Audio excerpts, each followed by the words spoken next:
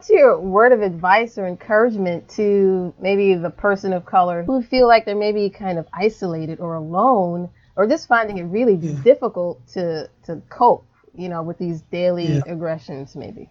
I really encourage people to find support. And whether you don't have the support around you, like they're, in your community or even on your work site, there are online communities that are supportive. you know, and I think you have to use wisdom, obviously, because you can be on Twitter and leave with your hair on fire. It just doesn't help. Um, and so you've got to measure out, how much you need to be on social media, and where are the places that really feed you. And I particularly, we can be activist types and we're just on all the time. And it's just not sustainable. It just isn't.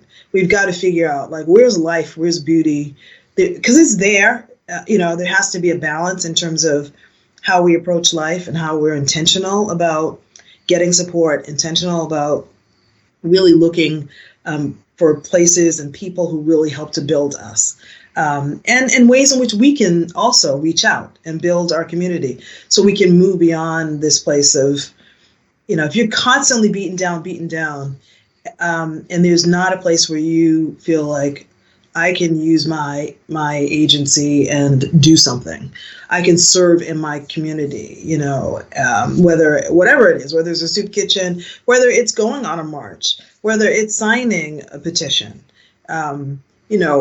we can actually make a difference as well.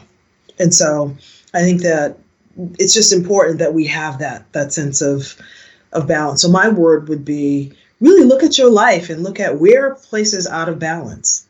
I look at, like, what has God already done for you? Remind yourself of that. What is he doing right now? What are you supposed to be doing? What are you supposed to be doing with other people? What does it mean to go forward? Just asking those questions. And I feel like so often we don't take the time to actually sit, get quiet, and listen. Listen to our own hearts. Listen to what the Lord might be saying to us around those things. And so I would encourage people to take some time to do that alone as well as in community.